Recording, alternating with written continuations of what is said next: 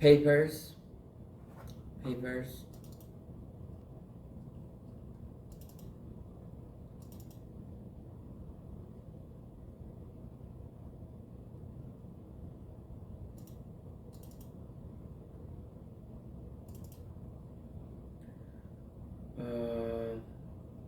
The evolution of topic modeling. 35 pages. And Georgetown University, 2022. That's it. After 2022, topic modeling did not evolved. All right, let's go over this. I think, well, we read LDA. It was just a solution. It did not give us enough understanding the whole big picture. We know there is this documents, there are these distributions and documents and distributions and topics and words and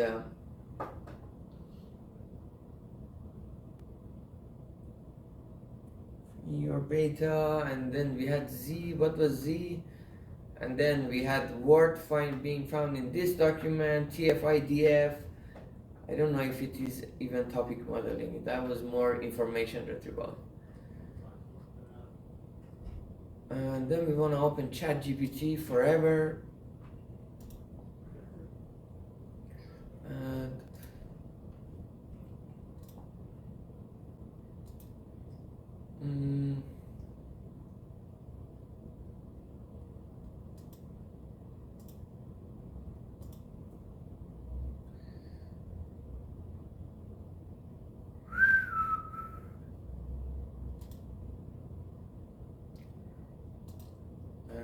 then let's see.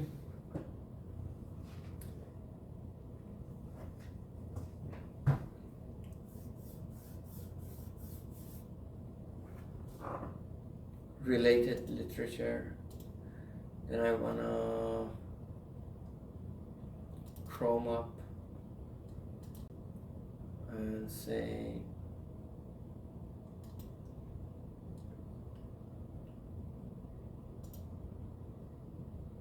so you can talk, but not in the other one.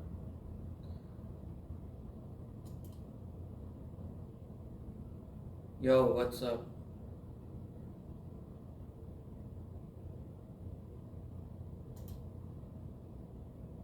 Yo, how are you? Hey, I'm doing great. Thanks for asking. How about you?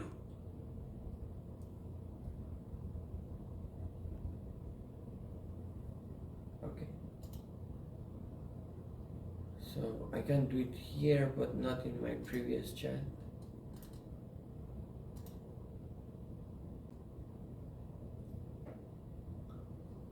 Why not?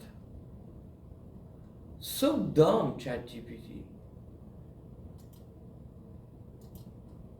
Like, why can't I use the intelligent voice once I am like in the middle of a chat? What stops it from?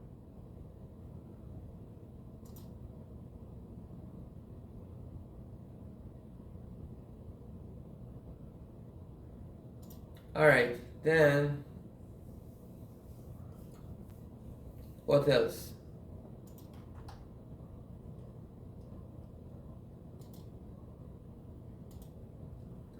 And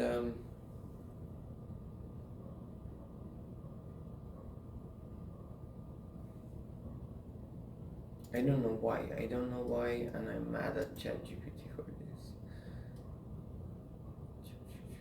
Okay, let's the evolution of topic modeling. Let's send it to ChatGPT to read it for us. Or I can give it to Speechify. I think that's better.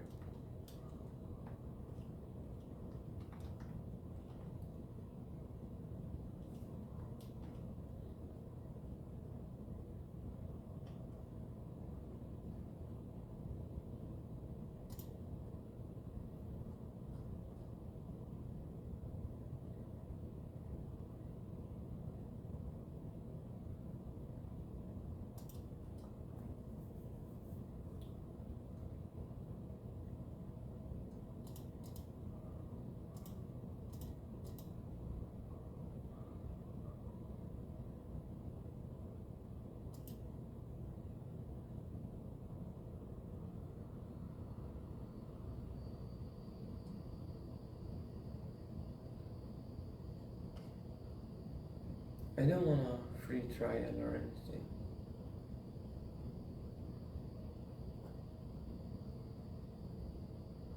No, wait, what? It doesn't have the free version anymore? Oh, fuck.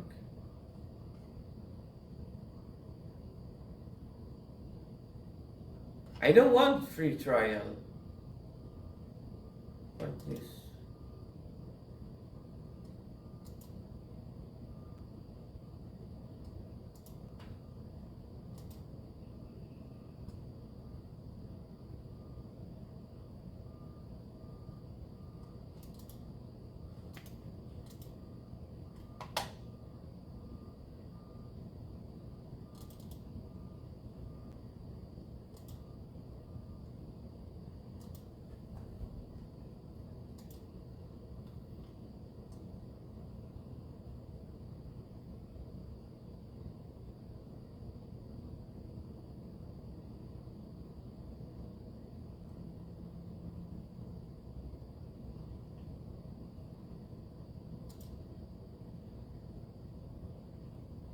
The fuck?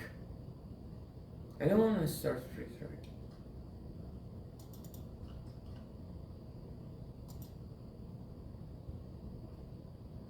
Are you fucking dumb? If we have ChatGPT, we don't need a Speechify.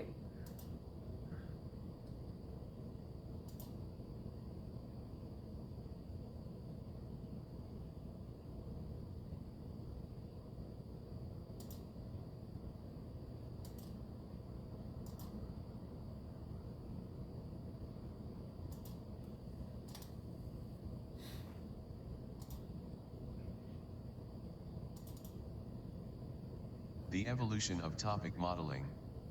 Rob Churchill and Lisa Singh, Georgetown University. Topic models have been applied to everything from books to newspapers to social media posts in an effort to identify the most prevalent themes of a text corpus. We provide an in-depth analysis of unsupervised topic models from their inception to today. We trace the origins of different types of contemporary topic models, beginning in the 1990s, and we compare their proposed algorithms, as well as their different evaluation approaches. Throughout, we also describe settings in which topic models have worked well and areas where new research is needed, setting the stage for the next generation of topic models. CCS concepts, general and reference rightward arrow surveys and overviews, computing methodologies rightward arrow modeling methodologies. 1. Introduction. Understanding the core themes associated with a document collection is a fundamental task in today's information era. Topic models are a class of unsupervised machine learning techniques designed for this task. They can compress a corpus of thousands.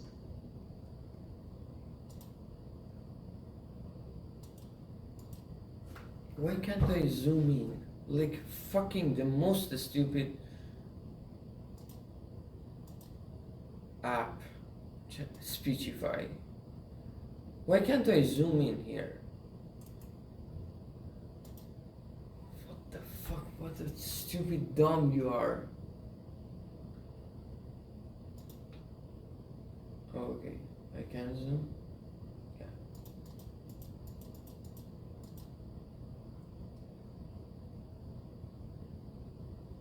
So I can zoom. Of documents into a short summary that captures the most prevalent subjects present in the corpus. The short summary takes the form of topics, or sets of related words, hence a topic model. We define a topic model to be an unsupervised mathematical model that takes as input a set of documents D and returns a set of topics T that represent the content of D in an accurate and coherent manner. Figure 1 shows an example of the kind of input, left, the output, center, and the usage, right, one would expect when employing topic modeling. 1. Inputs documents. The topic modeling. So figure 1, an example input and output of a topic model. Topic labels such as magic and travel are not normally assigned by topic models but are included here for clarity. Labels, we had that discussion too. Documents, we have Harry Potter, The Hobbit, The Lord of the Rings, and Canterbury Tales and Peter Pan. Then you give it to a black box called topic model. Then the topics are magic, travel. Yeah, those labels are not part of the algorithm. The distribution is the topic. Evil, and creatures. So magic, we have wand, we have spell, we have wizard, we have staff, spellbook, wizardry, magical, fairy. And then travel, we have broom, eagle is travel, and fairy, dust is travel. That's such a bad. Horse, yes. Pony, not even. Journey, yes. Walk, yes. Evil, we have Voldemort, Sauron, hook. Dragon is evil. Kill, Saruman, Smaug, and cook. Cook is evil. Why, what is cook? And creatures, we have horse, we have hobbit, we have goblin, we have mermaid, we have dwarf, we have elf, we have fairy, we have dragon. And then we have document topic distribution, which says, oh, okay, Harry Potter is a document, it's not a word. So Harry Potter is 90% magic, 7% evil, 2% creatures, and 1% travel. And The Hobbit is 50% travel, 40% creatures. So even though it is a review paper, I still think the whole idea of mixture model of distributions is true, yeah. And we don't have the order of the words do not matter. Then creatures 40%, then we have magic, which is 8%, while Harry Potter was 90%. And then evil is 2%. And the Lord of the Rings travel is 50%. And evil is 35%. Wow.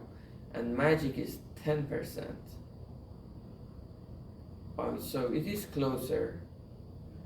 And creatures are 5%. Very interesting.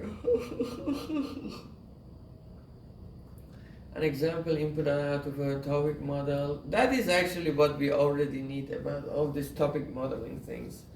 They may help us in solving the problem we want, like the way they learn their model or they're done, but in general, I don't think it is a great thing. An example, input and output of a topic model labeled magic and travel are not normally assigned. We talked about it. Algorithm returns a set of themes/topics pertaining to those documents. Some algorithms also return a weight or degree of relevance for each word in the topic. The documents in the collection can then be labeled with these topics, allowing users to understand. So some algorithms, the topic modeling algorithms return a set of themes or topics pertaining to those documents. Those are the distributions. Some algorithms also return a weight or degree of relevance for each word in the topic. That's true, it's their probability. Documents in the collection can be then labeled with these topics, allowing users to understand the importance of the topic in each document and the collection as a whole. We talked a lot about how many topics you should choose, and yeah, are they the extreme points? Because you can make a mixture model by mixturing some mixtures, so topics do not sound unique, I feel. the importance of the topic in each document and in the collection as a whole. The example documents in Figure 1 are all books set in magical or medieval worlds, and as such, the 4 topics returned have to do with relevant. Massive data This work was institute. supported by the Massive Data Institute, MDI, at Georgetown University, and through grants provided by the National Science Foundation. Number 1 Magical themes described in these books. A topic model identifies themes by identifying repeated patterns of words and grouping these patterns of words into topics that reflect the content of the documents. It is not unusual for some topics to contain the same words, like fairy in the example. Intuitively, topics that are coherent, are interpretable, and have a small number of overlapping words are considered higher quality. Topics do not usually come with labels as they do in Figure 1. These topic labels were added to make it easier to understand the distribution of the identified sets of words in documents, i.e., the document topic distributions.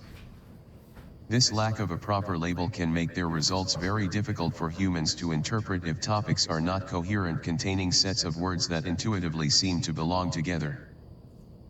Originally designed to classify documents like books, research papers, and news articles, seminal topic models rely on the predictable and frequent repetition of patterns of words across the document collection in order to produce accurate and coherent models.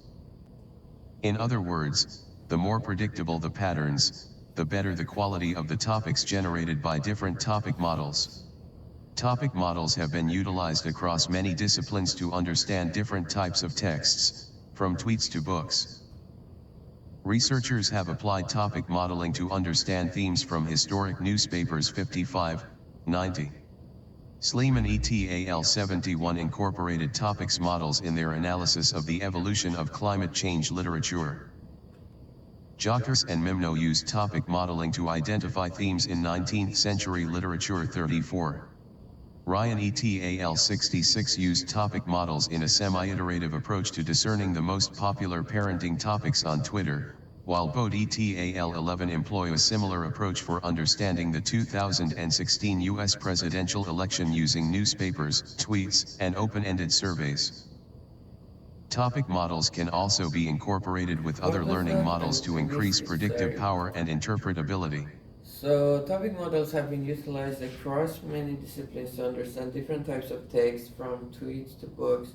Researchers have applied topic modeling to understand themes from historic newspapers. Sleeman et al. Incorporated topics. How did they do that? Because they didn't have machine learning. The topics models in their analysis of the evolution of climate change literature. They used topic modeling to identify themes in 19th century literature. Okay, Ryan et al. Used topic models in a semi-iterative approach to discriminate the most popular parenting topics on Twitter, while Bode et al. Employ a similar approach for understanding the 2016 US presidential election using newspapers, tweets, and open-ended surveys. Topic models can also be incorporated with other learning models to increase predictive power and interpretability. Singh et al. 70 used topics as input into hierarchical Bayesian models to help predict forced migration of displaced persons. Topic models have also Topics as input to hierarchical Bayesian models to help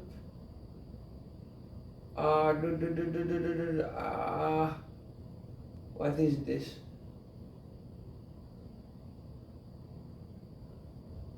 Pimple? What is it called? Pimple? Acne? Right under my mustache.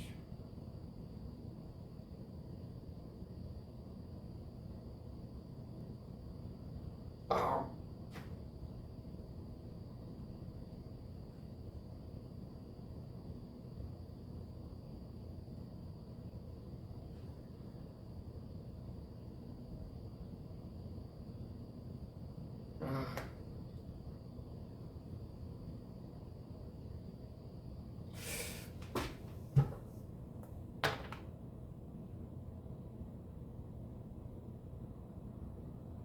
Dude.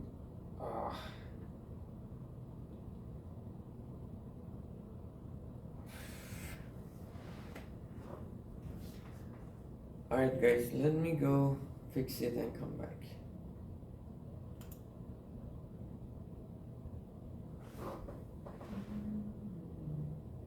I cannot see.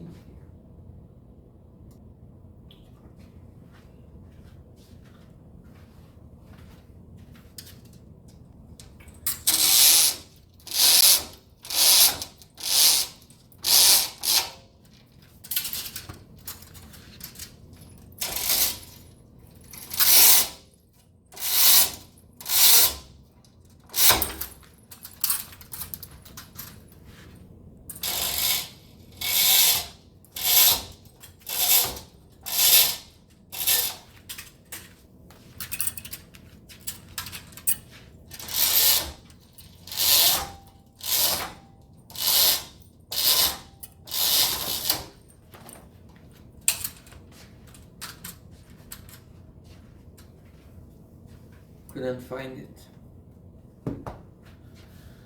It's just hurting. Okay.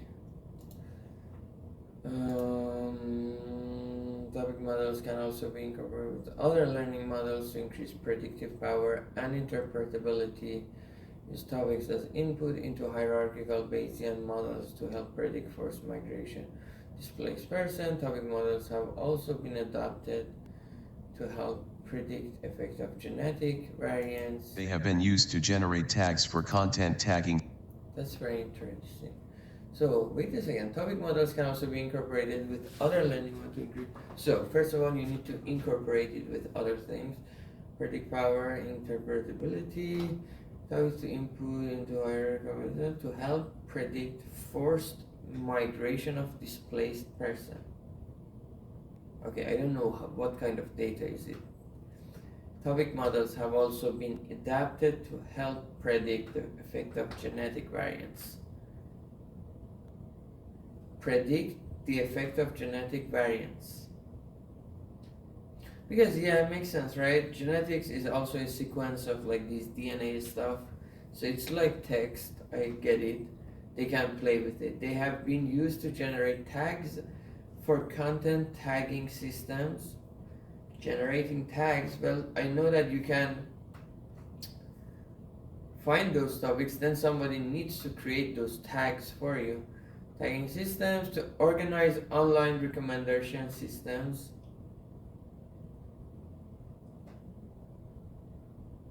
How is that possible? This is the most important one, right? To organize online recommendation systems. How can we use topic modeling for that? And to explain latent factors that lead to recommendations. Okay, that's interesting then. The dumb thing on fucking Speechify is that you cannot select. It is just you click and it reads for you. You cannot copy paste here. I have to go back, read this fucking paper, and then copy it from there to ChatGPT.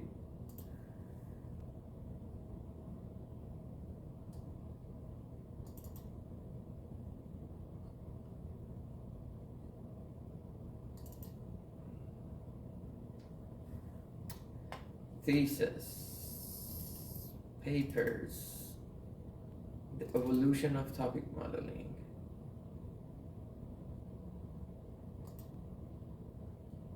And then what I want is, okay, copy paste that sentence.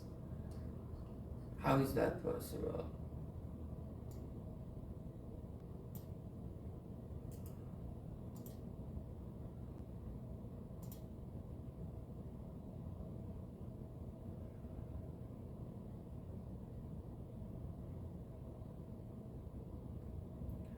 Alright, this is very interesting, by the way. When you give a specific paper to ChatGPT, it gives you a summary, the model, everything. But now that I gave it a review paper,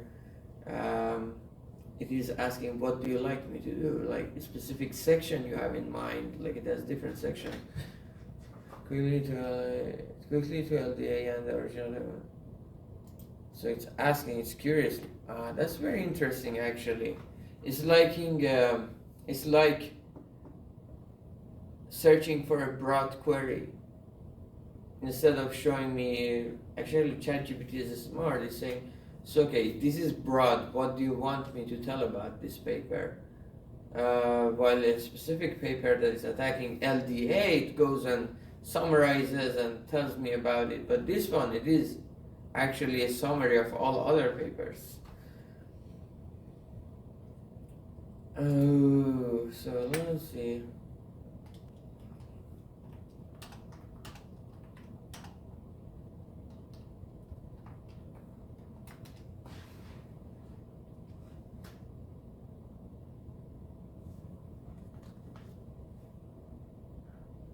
The super powerful idea hidden in that little sentence. Organize online recommendation systems and to explain latent factors that lead to recommendations. Let's break it down. Recommendation system in online recommendation systems, Netflix, Amazon, Spotify, the goal is usually given a user and a giant set of items.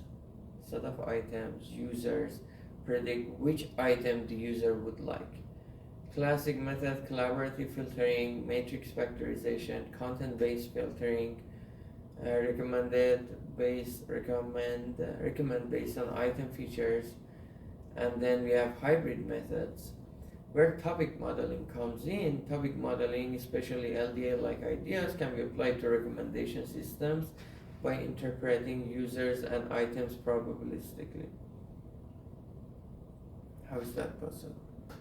Like documents and topics. Oh, so you're saying each user is a document while an item is a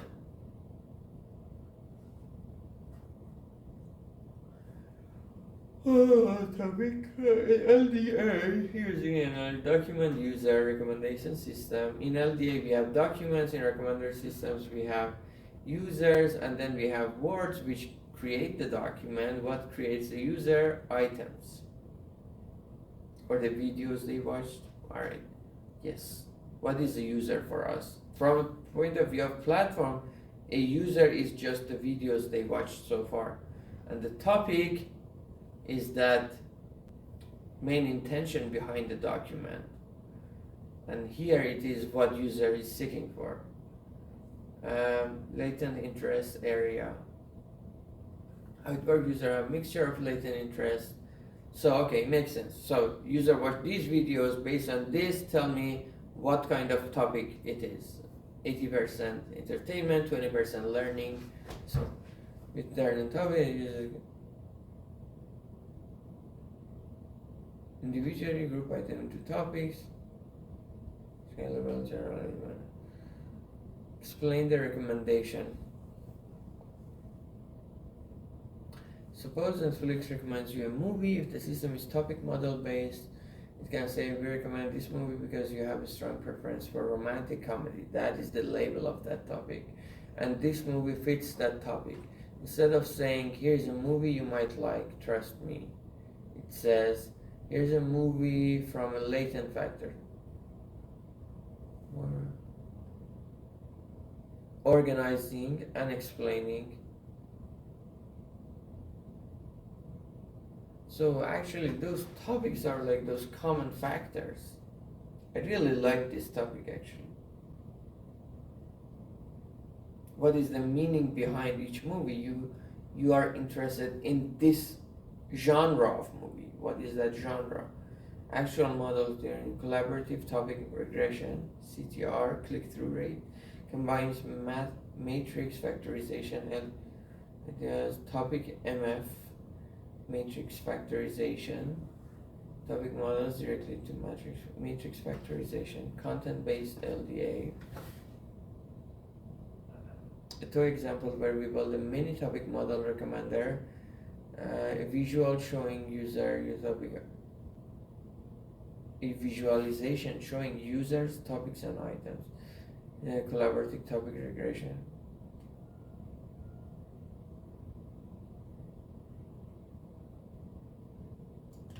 Let's see the toy example.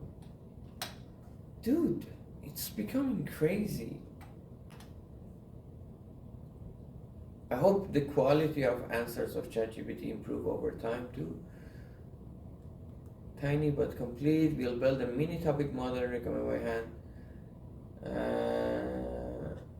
So because examples give you a lot of intuition by hand, so you can see, then you can abstract off of them. And so three, we have the setup is this: we have 3 users, Alice, Bob, and Charlie. We have 5 movies: Inception, which is Nolan, who is the famous dude? Robert De Niro. No. Who was the guy?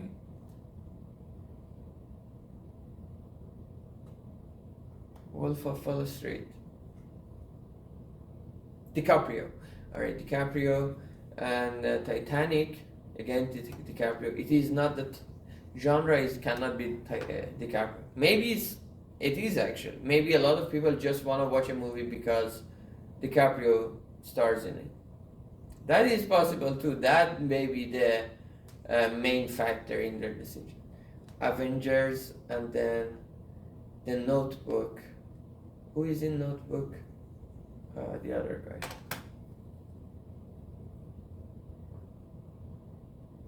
Let's try to remember the Notebook.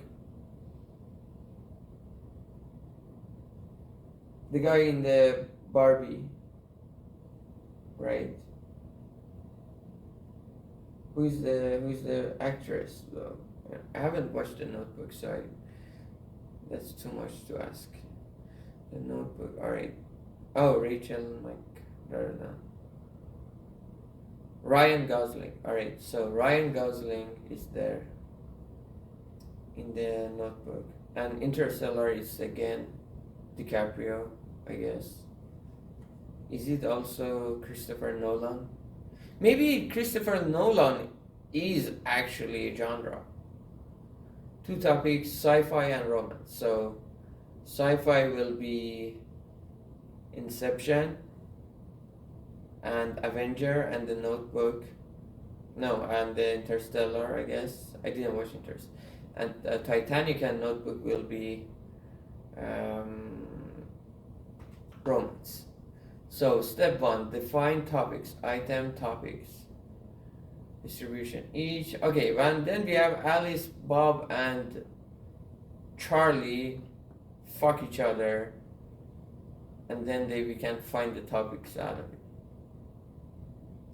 while they were Netflix and chilling. Alright, each movie fits most into one topic. Inception 90% sci-fi, Titanic 80% romance. Like these are the step 1 is define the topics. Instead of saying so we are breaking down that thing, and then we say, all right, it's not user likes this item this way, it's too complicated, this is too individual, too much data. But if we bring it down to the space of topics, which is probably smaller space, right? Instead of having 5 movies, we have now 2 topics, and then through that we can, these are the topics are actually the latent variables maybe. Based on that, then we can say Alice likes sci-fi, so let's offer her another sci-fi. While Bob likes romance, so let's recommend another romance to her. That's very smart. So it says, okay, Inception, Avengers, and Interstellar are in the same group. Well, this is very close. Actually, I'm really happy that we have this example because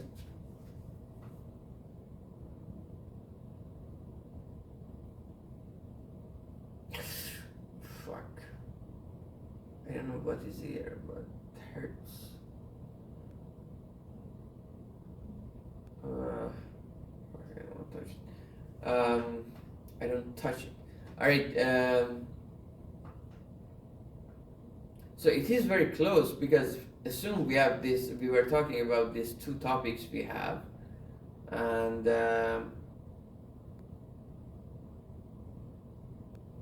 right, they're mixed, is exactly similar to our click behavior model, that we have a list mix of two categories of items. Each user has a type, they come and click on some of them, and we want to, based on the click behavior of the users, we want to say there are two categories. Here we know the topics a priori, and we know users favorites, so we want to offer them the next option. So there is subtle difference, but the setup is quite close. So 95% Interstellar and Sci-Fi is like a mini beta K distribution. Probability of the movie given the topic. Movie given the topic.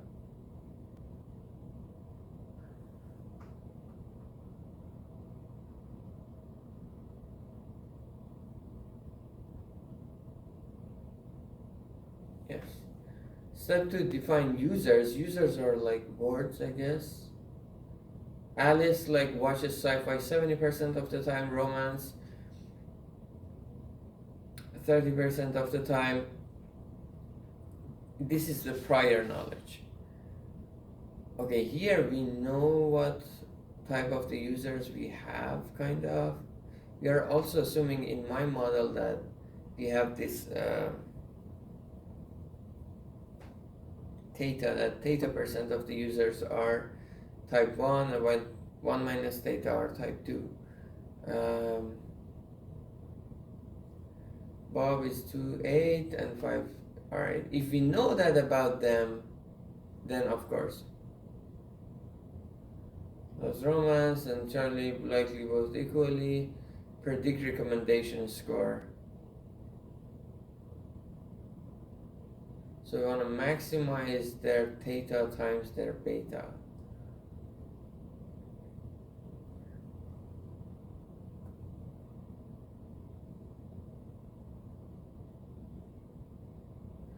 Now, okay, in our case, the question is, how can we find, alright, well, in topic modeling also. Okay, we want to say, based on Alice, Bob, Charlie interaction with the platform, what are those topics? But here it seems we find the topics first and then recommend a new one to them, if it is like Netflix. Alice and Inception rule is this number, pretty high. Alice likes Inception. Bob and Notebook. Bob is also liking Notebook. Charlie and Avenger, medium. Charlie is medium is about everything because he's half and half. Alright, interpretation. Alice gets recommended Inception and Interstellar. Titanic, Charlie mixed. Maybe in, maybe in. You just spelled topics, beta over items, user over topics from inner product. Okay. This is called collaborative topic modeling at its baby form. Alright. This is very actually insightful. How did you, in such setups, I want to say in such setups,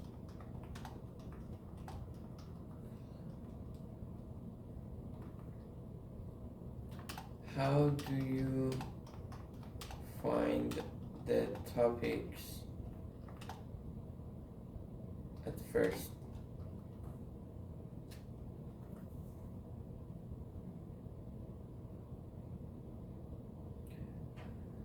Okay, this is the real critical question. When moving from, for example, to real systems, in setups like this, how do you actually find the topics of the, in the first place? Okay, how topics are found, not given. This is actually very close to the problem we are talking about.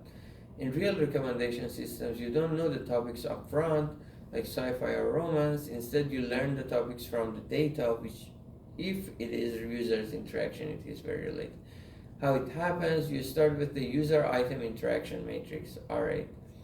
You sometimes, like, you have something like this. Alice 5 gave rating 5 times Inception, Titanic 2, Avengers 4, Notebook 1, Interstellar 5. Bob gave Inception 1, Titanic 5, Avenger 2, Notebook 5, Interstellar 1. Bob is a simp. And Charlie gave Inception 4, Titanic 3, Avenger 4. Charlie is like both. Like 4-3 on everything. Here numbers are rating, okay. Then we assume there exists a latent space that we factorize the matrix into latent space. Just like topic model factorize document into topic, you factor user item into latent vectors. Matrix factorization finds for each user a vector of topic preference. Like for each item, topic of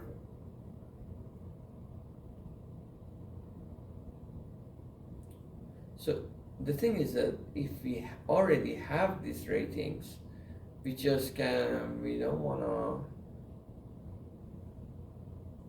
The main Netflix problem was that we don't know some of these matrix elements, so we wanted to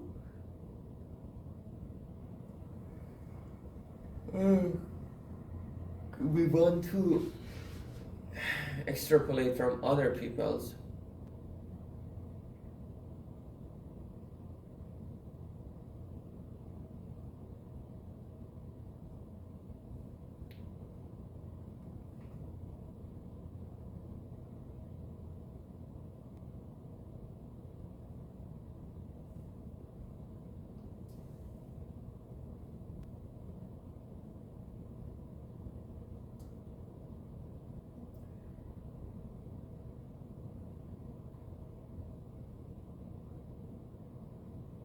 So our problem, okay, even in this thing, there is nothing about ranking involved yet. People just watch Interstellar and they leave a ranking. There is no ranking involved. So I can say, in a sense, it is close to what we are doing. It is close to it with the added flavor that now we have this diminishing effect of ranking.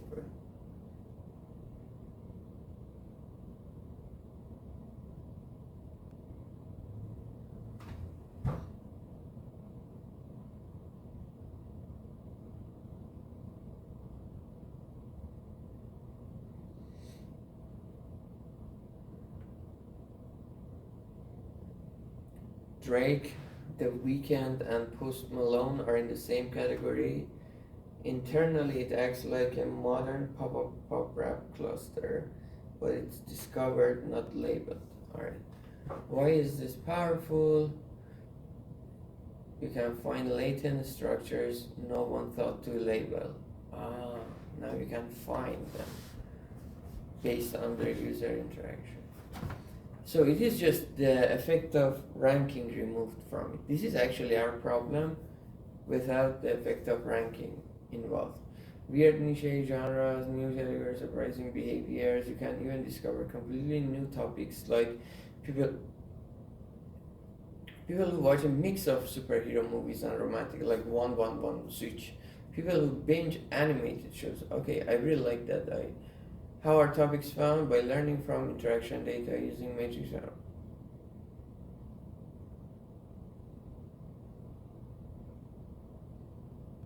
So topics are not predefined, but their number is, I guess. Topics labeled usually by inspecting the okay. Human names, alright. Do you want me to quickly describe the collaborative topic regression?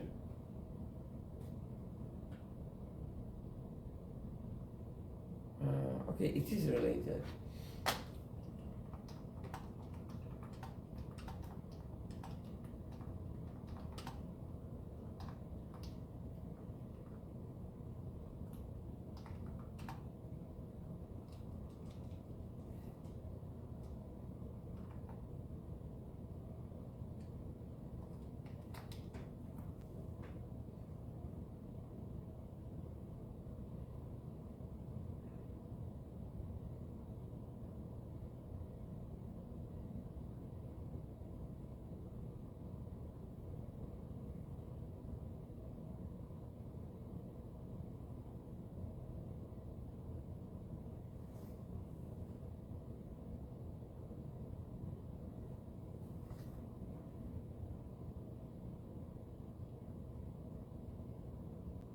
Hello? Hello. Hi. Are you not on the AME? No, it's wrong number. Okay. Bye. Bye.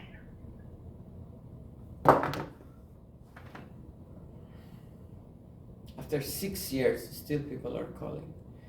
User you will like.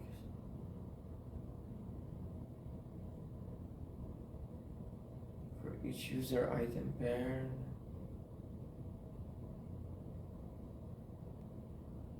Where does ranking come in, right? It means this ranking is different. It says, okay, how much user, yeah. Okay. Then it wants to say for each user they like it the most. Or no, I'm saying I meant the ranking, the order they watch the movies. Or so this is.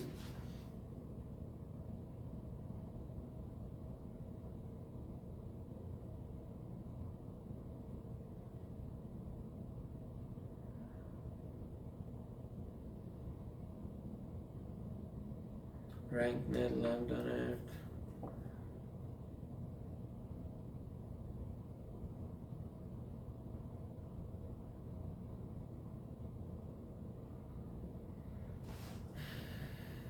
Why do most systems first predict the scores, then rank?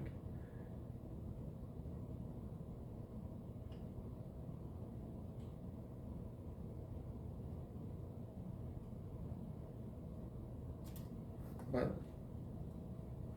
okay, yeah, I don't wanna. It was a really good example, though, right?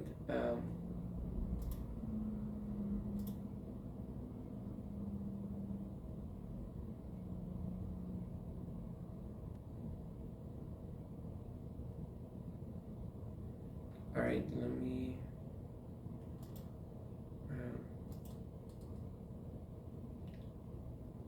5 minutes, guys. 5 minutes. They have also been employed to improve analysis in text. Topic models are a useful tool in so it's more of a breaking down in 2 steps.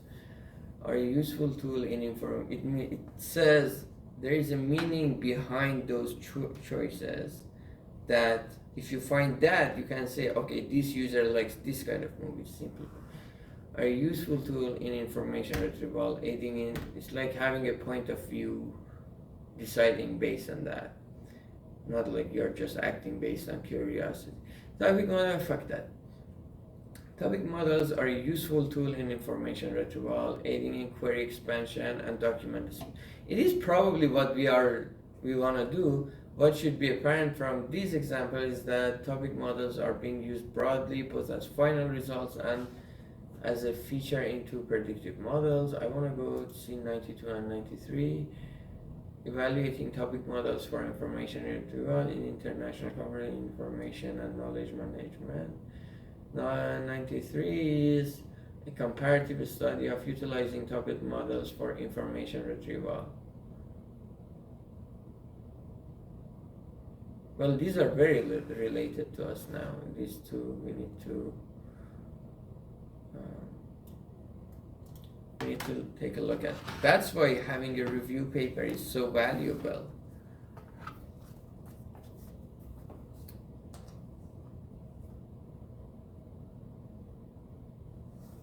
Is information retrieval okay?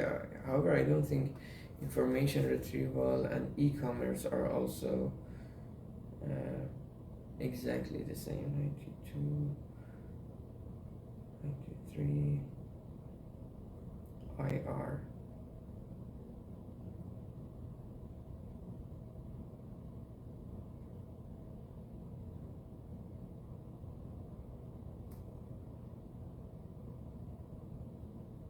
That's actually true too. Like, it seems topic modeling is very related because it assumes there are these latent variables, or we can call them types, and once we find the types, they are related. However, the ranking effect is kind of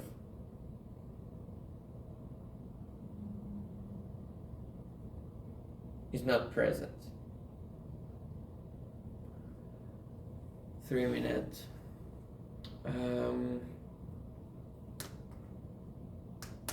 So I will keep 92 and 93 here so we can look at them later. And then I want to say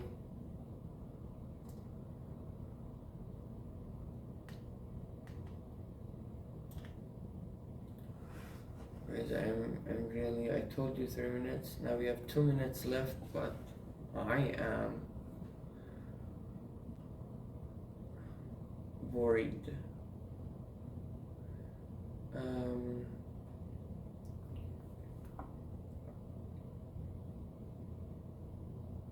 I need to go to the restroom. 2 minutes. It cannot be a false alarm at this. Alright, fuck this. Alright, where am I? Page 2 and recommendations, systems. What should be apparent from these examples is that topic models are being used broadly both as final results and as a feature into other predictive models.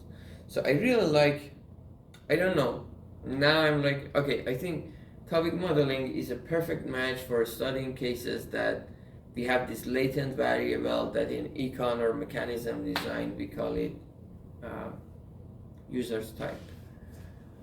As the number of application of topic modeling increases, it has become clear that not all topic modeling algorithms are well suited for all types of text. Ryan et al.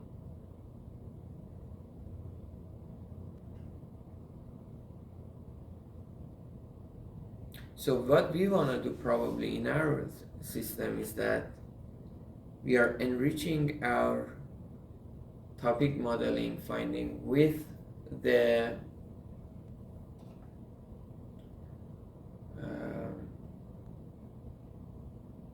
ranking effect.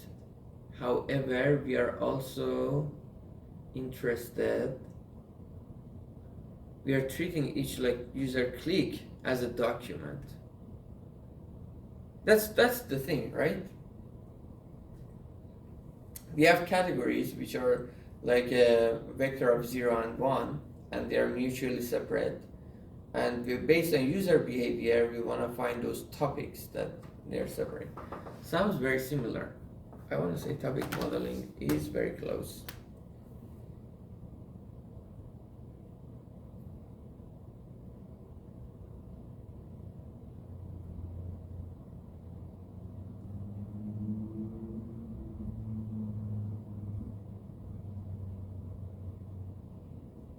Alright. Being used broadly both as final results and as a feature into other. And when I was learning, okay, in my code based on the synthetic data, when I was learning those parts, well, I already assumed the cascade model, and then I said, what is that theta that predicts it? But for predicting that theta, we could also say, yo, why don't we use topic modeling? So let me open my overleaf as well.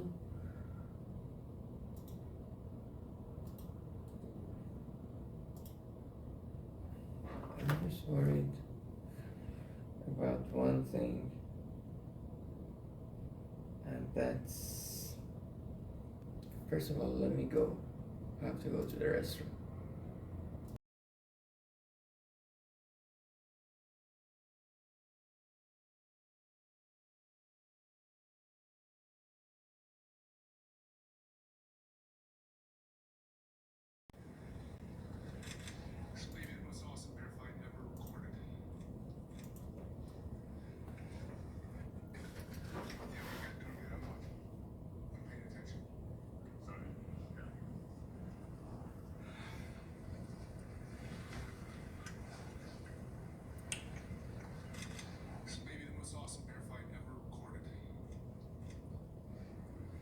It's crazy. This is a gift from Mother Nature, man. They are wrestling. Honestly, they are wrestling. Wrestling with biting added. It's one of the most intense bear fights I've ever seen in like 25 years.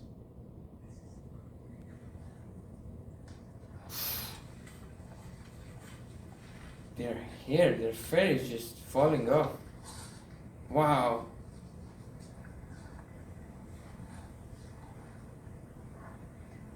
Oof.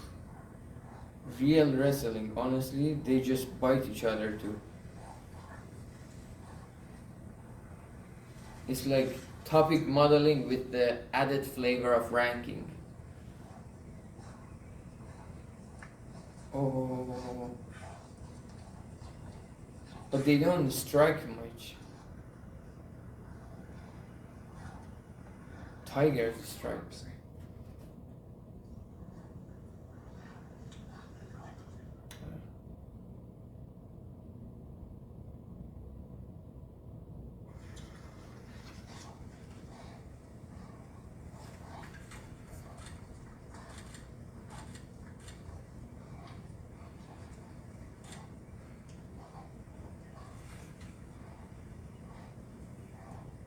Now they're making out. This is the gay part of it.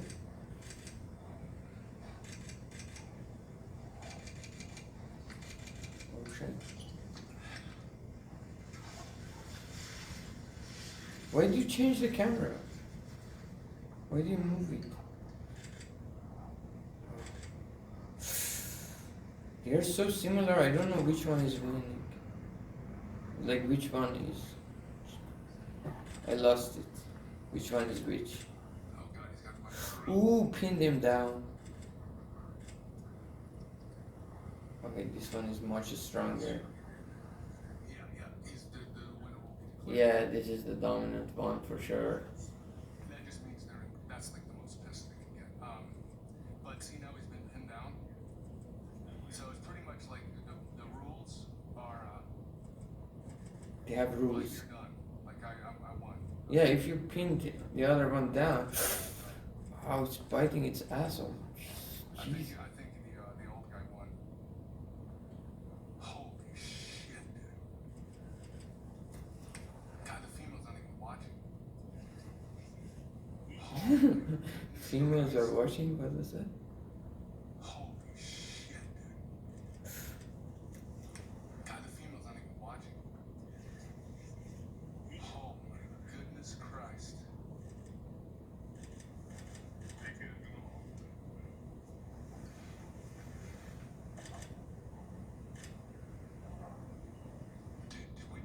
Did we just nail this in the right place? Honestly, I love that.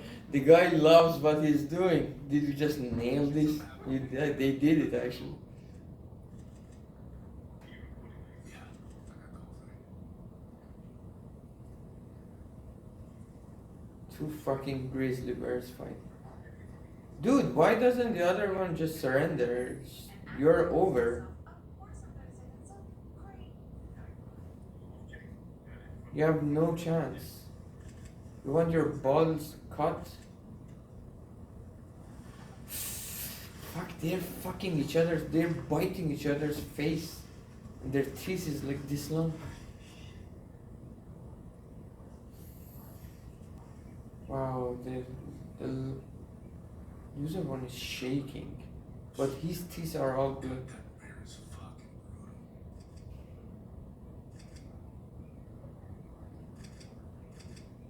Holy shit. This is 10 times longer than the longest fight I've ever seen. Yeah, he doesn't give up. Or the other one doesn't let him go. I don't know what is the situation, but 10 minutes, two fucking bears wrestling. I cannot do like drill for 2 minutes. Even the top one is just breathing, out of breath now. They're dead. Both of them are dead at this point.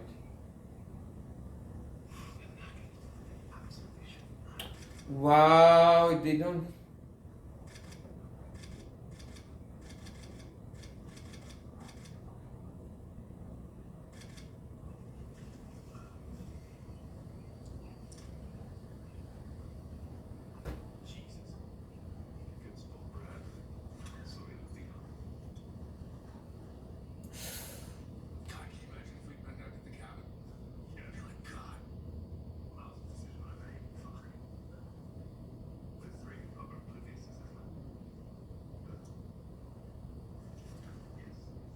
Well, actually, now the bottom one looks much smaller. It's all mud.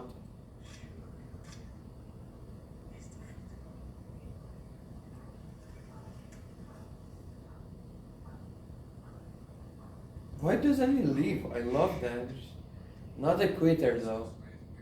Lost but not a quitter.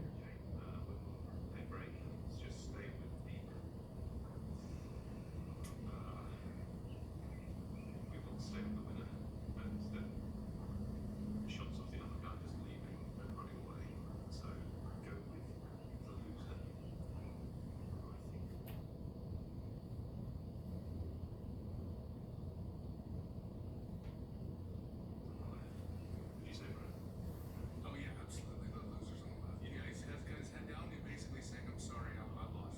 Oh, head down. And the winner walks away. The winner is also so exhausted, cannot keep his head up. Honest. The winner stays. And the loser.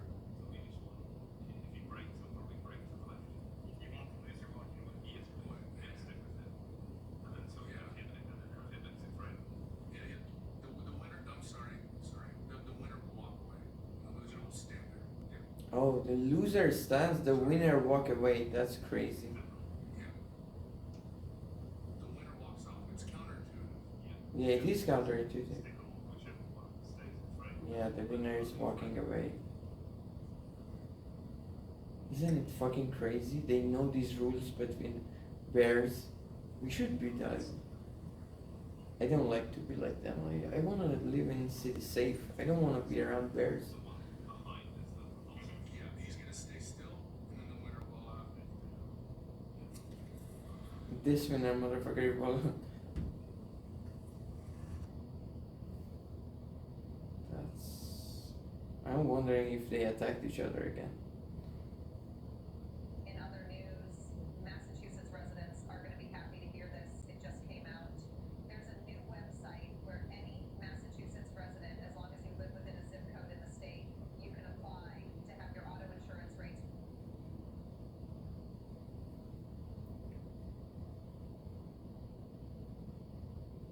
Yo, Amin called me.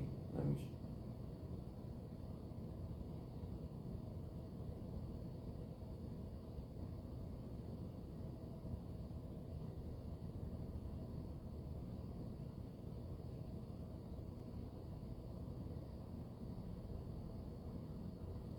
Alright, let me see what Amin says.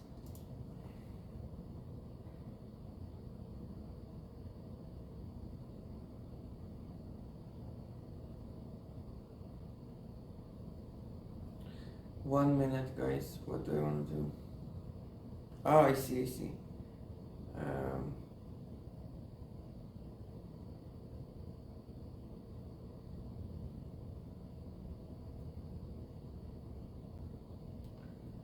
okay, let's go topic modeling. So many distractions today that I said yes to. Alright, let's go read Speechify. As the number of applications of topic modeling increases, it has become clear that not all topic modeling algorithms are well suited for all types of text. Ryan ETALS 66 use of an iterative manually aided topic modeling approach to get an acceptable set of topics on social media data is indicative of the continued failure of topic models in that area. Oh, okay, it's interesting too. Ryan and I use an iterative, manually aided topic modeling approach to get an acceptable set of topics on social is indicative of the continued failure of topic modeling. Also, in social media, where is it? 66. Topic modeling failed.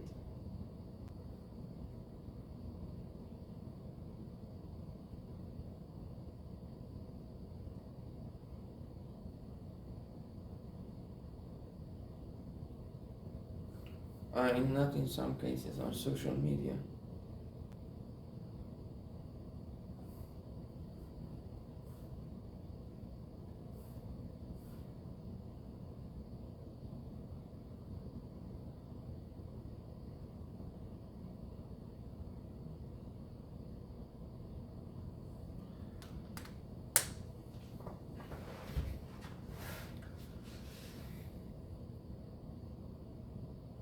However, Sleeman et al. 71 demonstrate with scientific articles just how powerful topic models can be. This leads us to strive for that kind of power and accuracy in lower quality text like social media posts. Traditional books. ACM Computing Surveys, Volume 54, No. 10s, and scientific articles have certain types of discernible patterns of words, while social media posts may have very different ones. In this new world, social media posts are a new type of document, and topic models can be important for understanding the themes of this online conversation. These new types of documents come with their own challenges. 1. Document length. Instead of well-edited books and articles, many text documents are short, unedited social media posts containing very few words. In the case of Twitter, tweets are restricted to 280 characters. 2. Sparsity. Instead of texts consisting of thousands of carefully edited words and phrases, social media posts contain a few dozen hastily typed words that are not grammatically consistent, often accompanied by a hashtag and a URL. Social media data has a vocabulary that is continually evolving. New words and hashtags are created constantly. Posts containing multiple languages are not uncommon, and abbreviations are the norm. Reinforced word co-occurrence patterns within social media posts simply do not exist at the rate that they do in longer texts. This lack of strong word co-occurrence can result in noisy, incoherent topics when topic models not designed for sparse, short text are used with social media data. 3. Volume. Instead of the thousands of books and research papers being published every year, there are millions of social media posts generated every day. Many of the original topic models were built on statistical models supported by intractable inference problems that require relaxation just to be feasible for thousands of documents. Oh wait, what? 4. Rate of change. Instead, volume. Instead of thousands of books, now we are dealing with millions a day. We were being published every year. Okay, every year 1,000 books. Now there are millions of social media posts generated every day. This is crazy, right? And if you want to use topic modeling on it, this is crazy. Many of the original topic models were built on statistical models supported by interactable inference problems that require relaxation just to be feasible for thousands of documents. Now, rate of change, instead of information being published on a yearly, quarterly, monthly, or even weekly basis, social media facilitates the publishing of information in real time. This means that the subject of today was probably not out of yesterday and will likely not be of tomorrow. Given these new challenges, a topic of model built for social media data should be capable of the following. Okay, actually, these are interesting, but these are not the purpose we started this paper. This is not related to our problem. Building it, because our problem, what is it? Clicking. That isn't, they're talking about text on social media. Sparse domains with low word frequency. Considering temporal dimension and adapting topics with mind, filtering noise efficient. Okay, let's jump. Let's whatever of information being published on a yearly, quarterly, monthly, or even weekly basis. Due to the variety of document types, no single topic model can be expected to perform the best in every setting. This is the perfect time to look at the landscape of topic models and assess which are best for the new types of documents and where there is still a need. Alright. For improvement. For each topic model, we will highlight the strengths and weaknesses of the model, as well as the challenges addressed. Oh, that's this amazing. Survey takes a So timeline-like approach and different topic models and strengths and weaknesses. Looks at the evolution of unsupervised topic models in an effort to trace the origins of different aspects of current state-of-the-art topic models. We compare topic models based on their methodology, whether they are designed for static, temporal, or online document collections. the length of document they are designed for, the data they have been tested on, and the metrics used to evaluate them. Table 1 provides a quick reference for every model examined in this article. For each model, the table indicates the base methodology of each model, whether it was designed for a specific setting, and whether it was designed for short, social media, or long, papers, articles, documents. Most topic models were designed for static data sets, but some were designed for online, temporal, or multiple settings. While the older models were designed prior to big innovations in natural language processing, NLP, the NLP-aided column shows just how many newer models have opted to take advantage of these new methods. In the last two columns, we delineate between long and short document types. While many of these models can be used in practice on all types of documents, we indicate here which types of documents these models were designed for and tested on in their respective papers. We also discuss the evolution of the evaluation of topic models, which has been largely inconsistent over the history of topic models. Topic modeling is a subjective task, leaving much of the determination of the quality of topic models up to the humans who use topic models. Oh, interesting. Because evaluation is not done consistently for this task, we begin our survey by presenting the prevalent evaluation metrics in Section 2. ACM Computing Surveys, Volume 54. So we have some Note models here. We have LSI, we have PLSI, DMM, LDA we talked about, and HDP, CTM, DTM, down to Mary. Down to Mary. Alright. TOT. What is TOT? Okay, there are different models. Online LDA, online HDP, MTTM. That was your MD, mixed Markov chain, MCMC. All right, CDTM, considering DTM, NMF.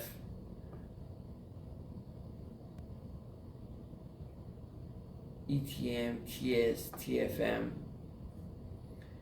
SATM, SATM. That was SAT, SATF. Oh, that was about Iran. LATF. What was that? I don't know. Okay, we have different models of them. ETM, ETA. What was it?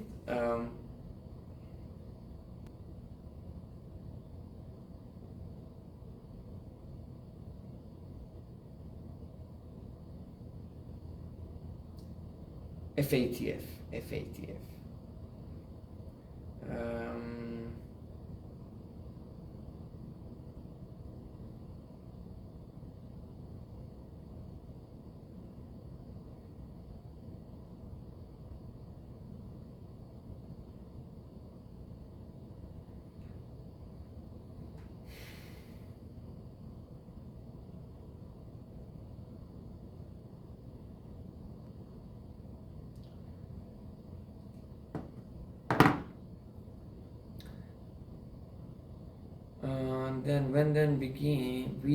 Okay, let's just, okay, so, and then what are the other columns? Generative, if the model generative, or what was the other one?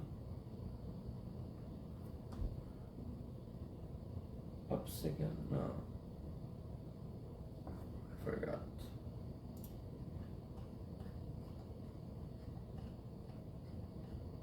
Yeah, generative models and discriminative.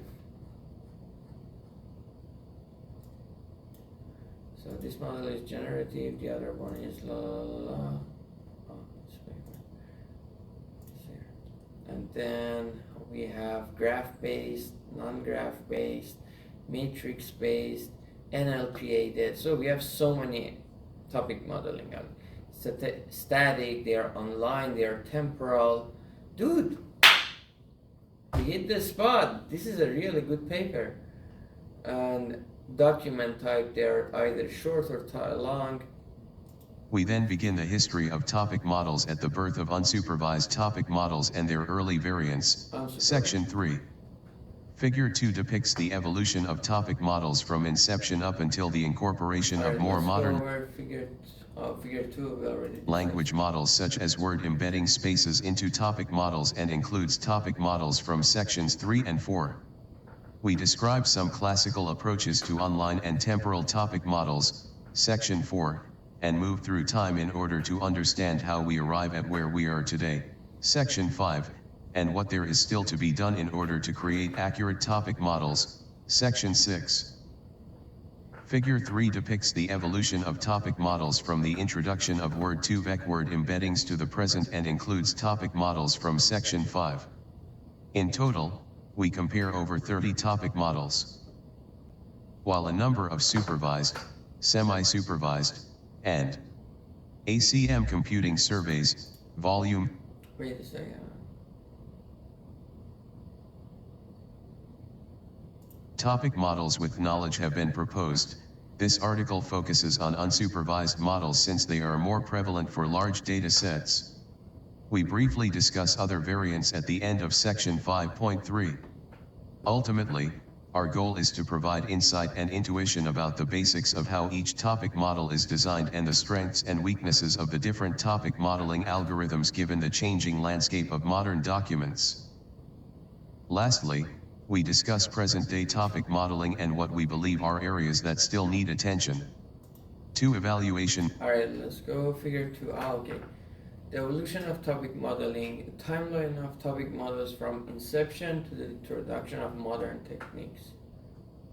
What is inception? What does inception mean? What does that mean? Timeline of topic models from inception. So LSI is introduced by Dear Wester there in 1990. Ooh, we didn't have machine learning back then. 2000, I used the Dirichlet distribution, LDA, D, in a generative model to produce. Well, we didn't have, when was machine learning, boost of machine HTTP uses Gibbs sampling, improve model accuracy, number of topics no longer required, multiple topic modeling papers, 2011. Start focusing on analysis of social media, 2015 until present, which is 2022. I missed the lower part. Hoffman replaced SVD in LSI, then we have LDA, 2002, Blay, create LDA, the first topic model, the first topic model was 2002. The first temporal topic model, and then published 2010 online.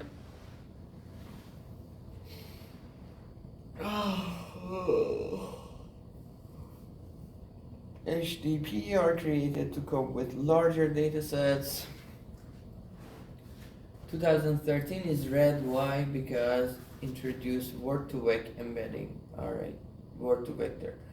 Then figure 3 is a timeline of topic models from the introduction of Word2Vec until present. So 2013 was a big moment, it seems.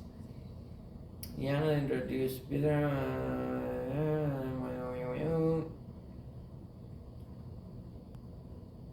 aggregating short text into larger document. Alright, a lot of things, but they are all about text.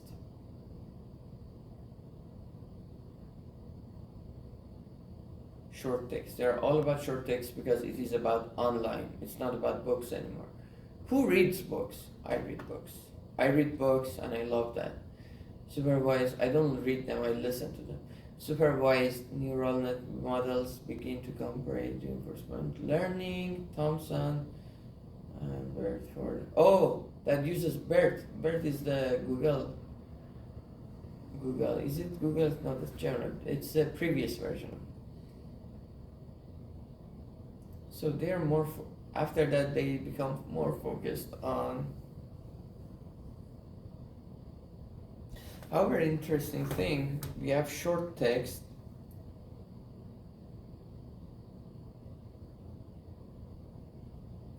short text, sparse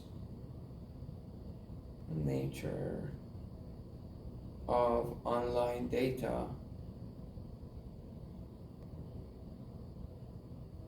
sounds similar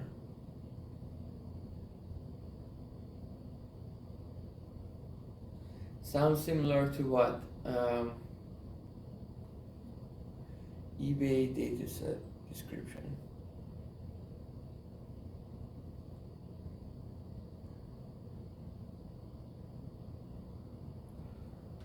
All right. An important part of topic modeling is evaluation, both data sets and evaluation metrics. Traditionally, newspaper and research papers served as the popular sources of labeled data sets for topic model evaluation.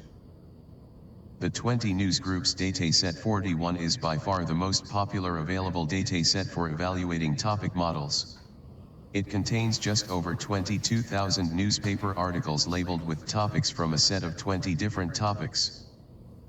Other newspaper article sources such as the New York Times and the Associated Press made for good labeled datasets since each article was associated with specific. ACM Computing Surveys, Volume 54, No. 10s, Article 215. Publicate topics by the newspaper. Research conferences and journals, such as the Neural Information Processing Systems, NIPS, conference and the journal Science, were also labeled by authors. Since research has moved toward evaluating topic models on social media data, data privacy concerns have limited the sharing of these labeled data sets. However, Twitter allows researchers to download posts and many topic models are being tested on subsets of these data. In the rest of this section, we describe some of the more popular evaluation methods for topic models. Different groups have conducted research on the effectiveness of certain evaluation methods. 14. We talked about Twitter before.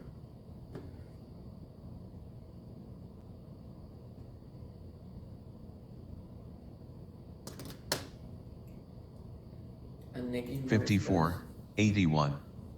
We focus on those methods used by more than one approach. We present and organize them into 3 general categories: evaluation of coverage, evaluation of coherence, and qualitative evaluation. 2.1 Coverage. Coverage refers to how well the concepts in the document collection are represented. Coverage can be divided into 2 types of coverage: topic coverage and document coverage. Topic coverage measures assess how representative the topics themselves are, i.e., are the topics in a document collection identified by the model. The most prevalent topic coverage measure is topic recall. Topic recall is the fraction of ground truth topics recovered by the topic model. Document coverage measures evaluate how well documents are represented by topics.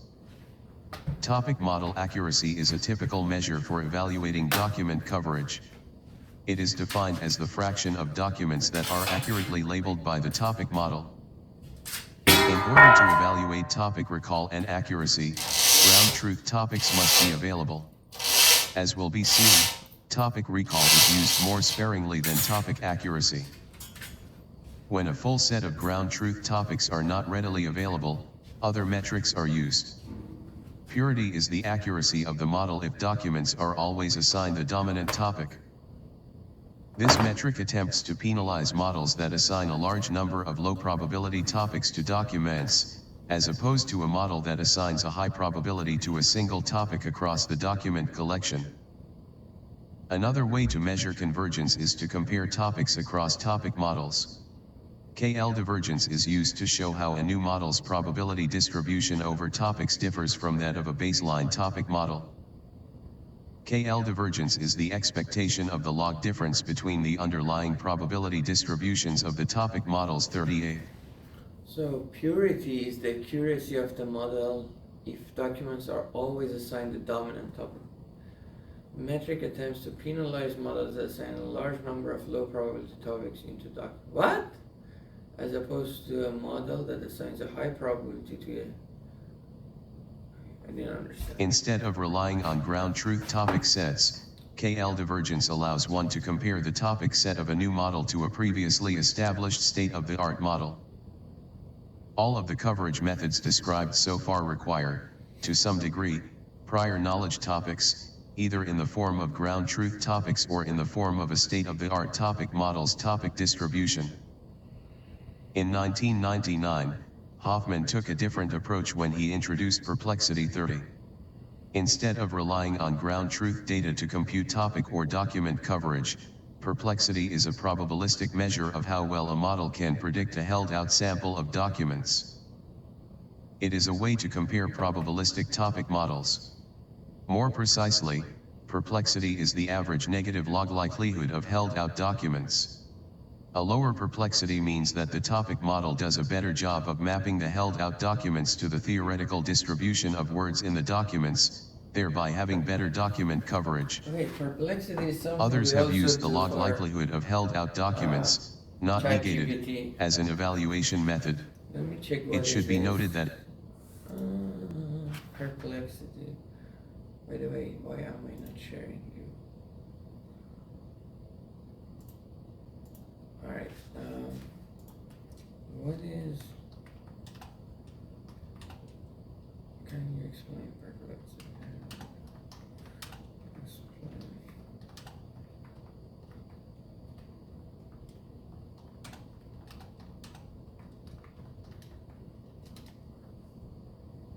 By an example is better, but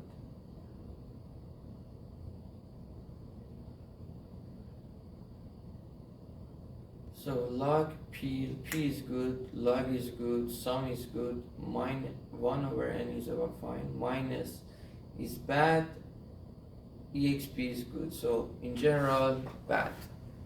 So lower perplexity, better probability. For topic models, perplexity measures how well the model predicts unseen data. What does that mean? Exponential of the negative average likelihood per word, formally, where D is a data set, W is the nth word, and is the total number. What does it mean? Perplexity answers, on average, how confused is my model when trying to predict a word?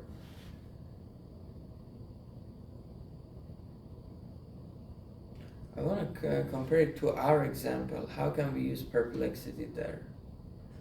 Low perplexity, the model is confident and accurate. High perplexity. Concrete example, imagine a tiny vocabulary, cat, dog, banana, and a simple test document, cat and dog. Suppose your model wants to find banana. Your model assigns the following for cat 0.7, dog 0.2, and banana 0.1. Now compute perplexity. First compute log likelihood.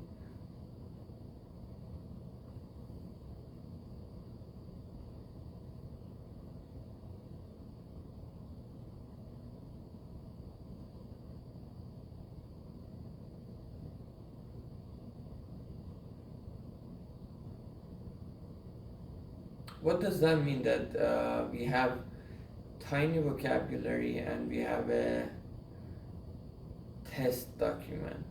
I don't know.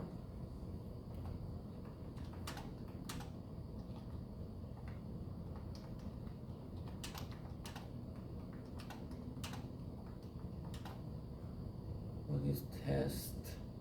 What was that? Document.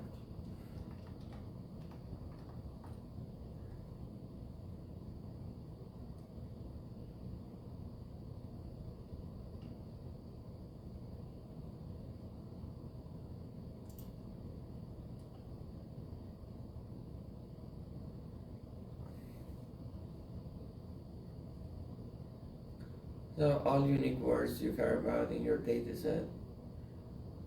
In practice, you collect all unique words from training corpus.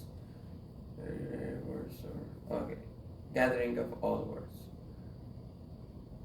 Test document testing is just a new piece of text. Article during the training. All right, you use it to check how well your model generalizes.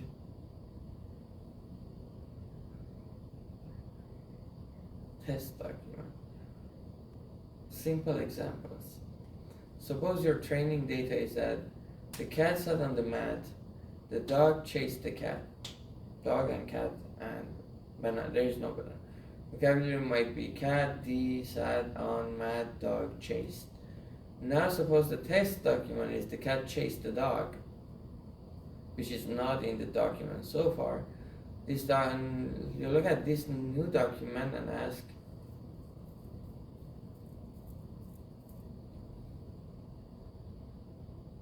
so if we are gonna say, I'm gonna say like we have these clicks, and then what is the next click? Or we have these click behaviors. What are the odds of this new clicking behavior? So it's not very related. Let's continue. It is debated whether or not perplexity is a reasonable evaluation method for determining topic quality. Chang and colleagues showed that perplexity and human judgment were not well correlated. 2.2 Coherence. While coverage is an important measure for high-quality topics, by itself, coverage is not sufficient for guaranteeing individual topic quality. To combat the potential for noisy and unintelligible, ACM Computing Surveys, Volume 54, No. 10s, Article 215. Publication date, November 2022. Only recent topics, authors turn to what we call coherence evaluation methods. These methods attempt to discern the usefulness of individual topics and of words in individual topics. Many of the earlier works took a classic approach to coherence evaluation precision. Given ground truth topics and the top words from each approximated topic, a precision score can be calculated by taking the fraction of words from each approximated topic that falls into the best fitting ground truth topic. As we will see, coherence evaluation methods were largely abandoned after some of the initial topic models were introduced. Only recently has coherence resurfaced as an important component of topic model evaluation. The most common coherence metric is pointwise mutual information, PMI. There are many different variants of PMI, but at its core, PMI attempts to measure the closeness of words in each topic based on their relative co-frequencies with each other. Its popularity has increased because, unlike precision, no ground truth topic set is required to calculate PMI. Co-frequency. What is co-frequency?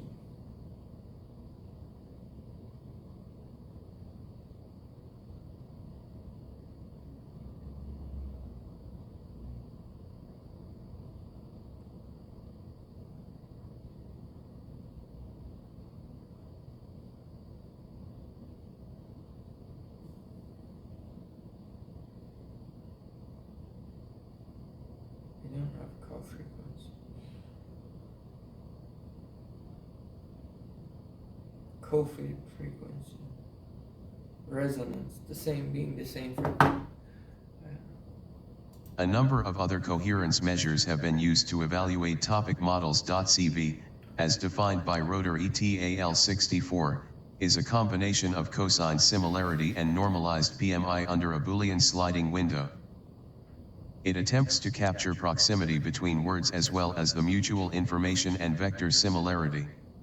Diversity is an evaluation method that attempts to account for word overlap in topics. 25.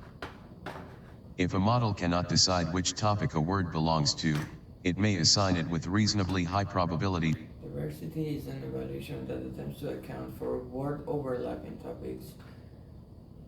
Topics are latent overlap, so there may be products that belong to both categories.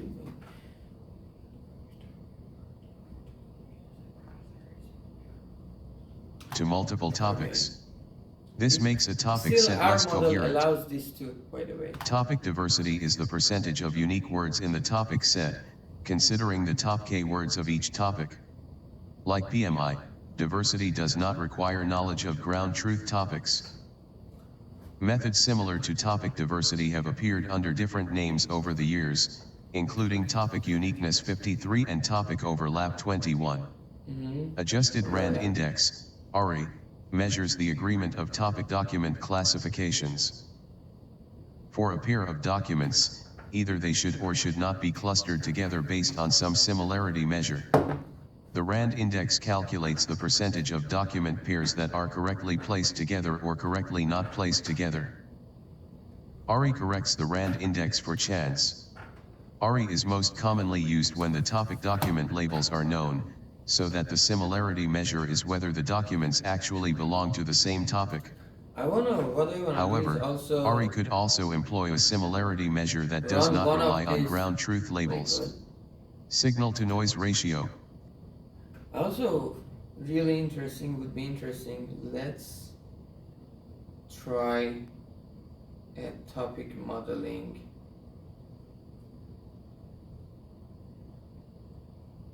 Algorithm on our synthesized data and see how it works.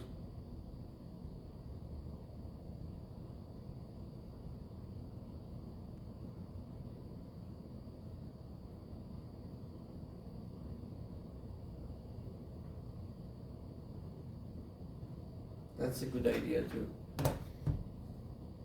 SNR, similar to precision, uses ground truth topics to compare the number of correct and incorrect topic words in each approximated topic. A high SNR indicates more coherent topics, while a low SNR indicates high volumes of noise and therefore less coherent topics. Finally, word intrusion, defined by Chang et al. 14, is a human-judged coherence method that consists of giving a human 6 words, 5 from the same topic and 1 that does not belong in the topic. If humans can consistently pick which word does not belong, then the topic model is judged to be more coherent. 2.3 Qualitative. While different coverage and coherence metrics give us insight into the quality of topic models, human evaluations capture insights that quantitative analysis cannot, including evaluating multiple criteria simultaneously and looking at the topics using a common sense lens.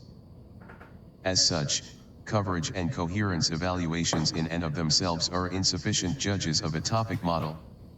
A qualitative evaluation of a topic model is any evaluation that displays the topics produced by a model for readers to assess themselves. A qualitative evaluation consists of presenting topics generated during the experiments to human evaluators.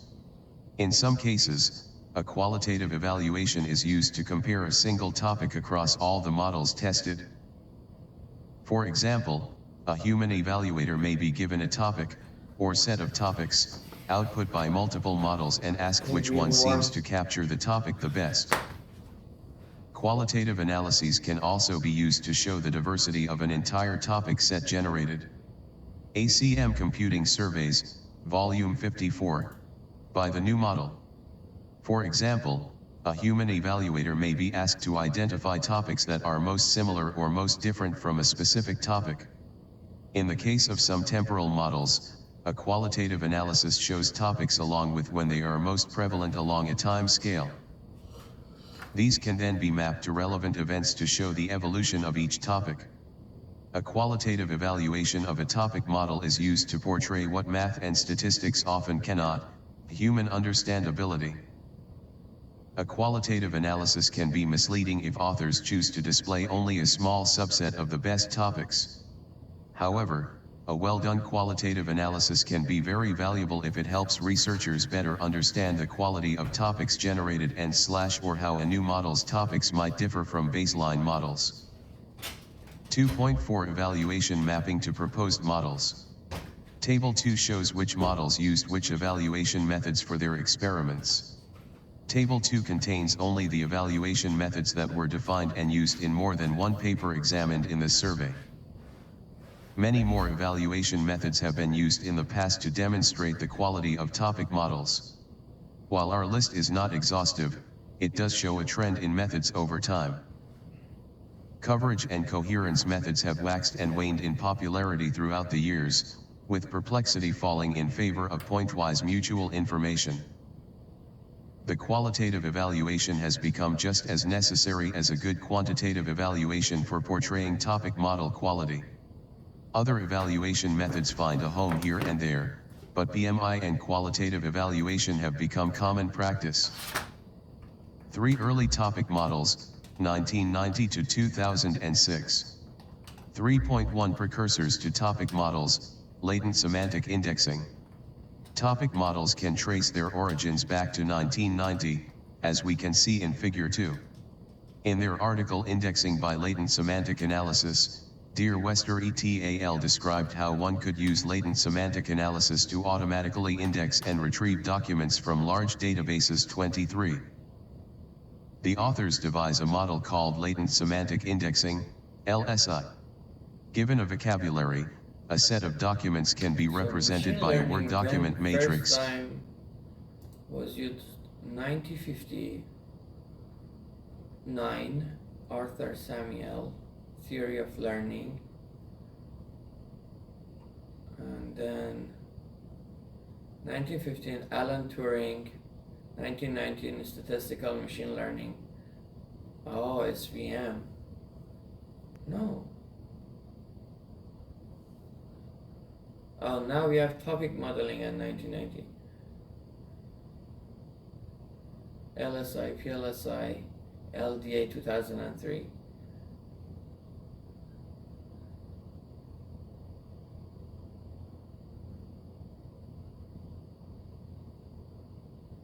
When did we use machine learning?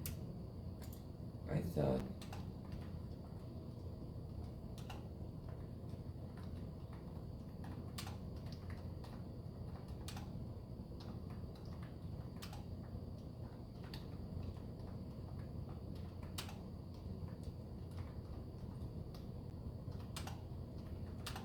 after 2010 at least. Basic ML ideas up to 1980. 1990, statistical ML was 1990, and real mathematical model 2000 plus deep learning. Okay. Topic modeling joins 1990. So if you are summarizing, the concept dates back to 1950s, but the statistical machine learning, like-to-text analysis took off in 1990 with methods LSI. Yes, you're absolutely right to feel that. You are touching a very real truth about the history of ML. Let's break it down. Concepts versus machine learning reality. Machine learning ideas in 2019, 90 and over earlier. Real implementation at the scale and real impact in daily life happened after 2010. 100% correct. I'm always correct. Why ML became practical after 2010. Social media, smartphone, insane amount of data. Machine learning needs lots of data to work well. Better hardware, GPU, deep learning, 2010. Deep learning was 2012. Larger scale SVM. Skitlearn, scikit-learn was 2010. Before 2010, everything you had to do yourself. 2010, scikit-learn, TensorFlow 2015, PyTorch 2016. Then we have Hugging Face, etc. Now even the student can train huge models without reinventing everything. Good libraries equals barrier to entry dropped massively. So you're in machine learning after the tiny illustration. 2003 LDA, 2012 deep learning. Would you like? I see. Okay. Where each document is a vector the size of the vocabulary, and each entry in the vector is the frequency of the relative vocabulary word in the document. LSI takes the Word document matrix and performs a singular value decomposition, SVD, to reduce the dimensionality on the document side of the matrix but retain the meaningfulness of the words. In doing so, LSI created the first topic sets from documents. These topics were vectors of word frequencies that were derived using SVD and could be compared to the specific word frequency vectors of individual documents in order to classify the documents into topics. Notably, LSI defines what will come to be known as the bag of words model. The bag of words model is oblivious to the ordering of words in a document, it cares only about the frequency of words. In 1999, Thomas Hoffman kicked off what turned out to be the field of topic modeling. Hoffman introduced probabilistic latent semantic indexing, PLSI, in an attempt to produce more consistently accurate results in domain-specific documents than LSI-30. Hoffman never actually refers to topics in his paper, calling them factors instead. By replacing the SVD with a generative data model, called an aspect model in the paper, he was able to use an expectation maximization algorithm to train the model. Instead of topics being the result of an SVD, the topics were a probabilistic mixture of words based on their joint probabilities with documents. 3.2 DMM and LDA, So the first topic. PLSI wants to fix the effect of order, but this order is different from the order we are talking about, by the way, right? So they use generative data model called aspect model. In the paper, he was able to use an expectation maximization to train the model instead of topics being the result of an SVD. Topics were probabilistic mixture of words based on their joint probabilities with documents.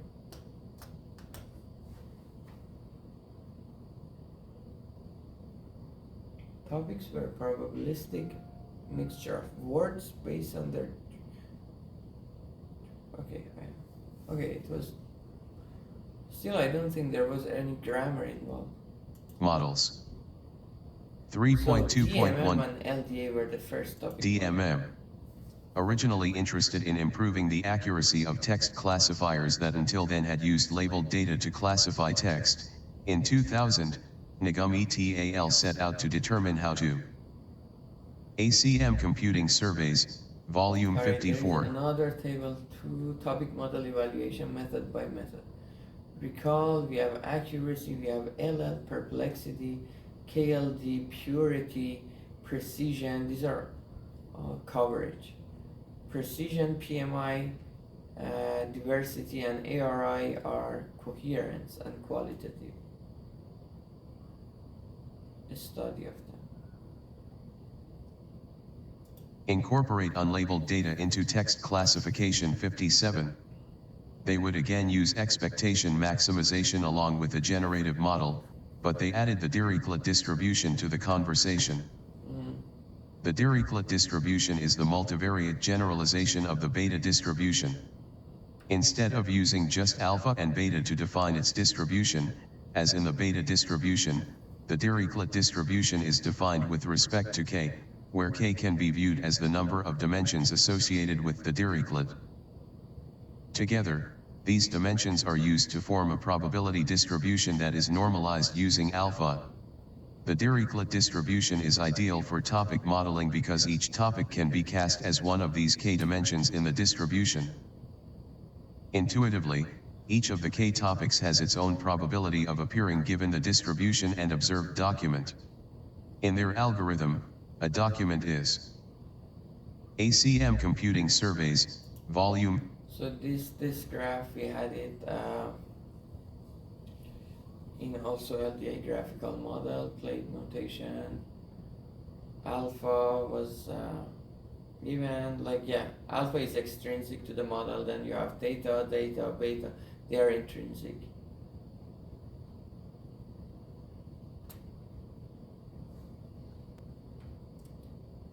'54, No-10s, Article 215. Sampled by one topic and generated according to that topic based on a prior distribution represented by a Dirichlet distribution. Their experiments show that while in some cases their model improves results over labeled data by 30%, the model can hurt performance in other cases. While originally not framed as a topic model, this model would come to be known in the topic modeling literature as the Dirichlet multinomial mixture. DMM, and the mixture of unigrams model. 3.2.2 LDA. The term topic model was coined in 2001 by Blay et al. When they proposed latent Dirichlet allocation, LDA, 8, 9. The authors identified problems with the PLSI model, including the large number of parameters needed to fine-tune PLSI and the inability of one to query the PLSI model with new unseen documents. Furthermore, the authors of LDA made a key observation that enabled them to be more successful in finding accurate topics. Documents are not generated according to only one topic. LDA borrows from the ideas of PLSI 30 and creates its own generative model, this time based on the use of the Dirichlet distribution 57. It uses the same bag of words model as PLSI and the same document term matrix defined by So it was PLSI. about exchangeability. The key innovation of LDA over DMM and PLSI is that LDA does not sample one topic per document. Instead, it samples a distribution of topics for a document, allowing a document to be probabilistically generated from many topics. LDA's goal is to find the parameters of a topic word distribution that maximizes the likelihood of documents in the dataset over k topics. Each document has a topic distribution specific to it that is proportional to the probability of each of its words in the topic word distribution. LDA uses expectation maximization to train its model and has two main parameters aside from k. Alpha and beta. Alpha corresponds to topics per document ratio. Setting alpha higher results in more topics per document. Beta corresponds to words per topic ratio. Setting beta lower results in fewer words per topic. For a set of M documents D, the generative process of LDA works as follows. For D, set membership symbol D. 1. Randomly draw the number of words N for D. 2. Randomly draw the topic distribution theta from the Dirichlet distribution, conditioned on the parameter alpha. 3. For each word WI, 0 less than or equal to IN. A. Draw a topic ZI from theta. B. Draw a word WI based on the probability of WI given. The authors show that LDA performs better in terms of perplexity than PLSI. The main dataset is a corpus of 16,000 newspaper articles from the Associated Press, containing a vocabulary of 23,075 terms. The authors identify a problem of term sparsity, writing, the large vocabulary size that is characteristic of many document corpora creates serious problems of sparsity. A new document is 8. Very likely to contain words that did not appear in any of the documents in a training corpus. 9. The authors attempt to account for this by using Laplace smoothing, essentially assigning some very low probability to every word so that it can be classified by the model.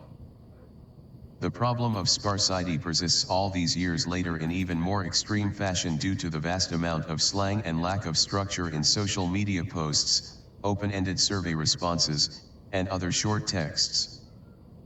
LDA is still synonymous with topic modeling, and many other models to this day are variations of this model that was originally conceived 20 years ago.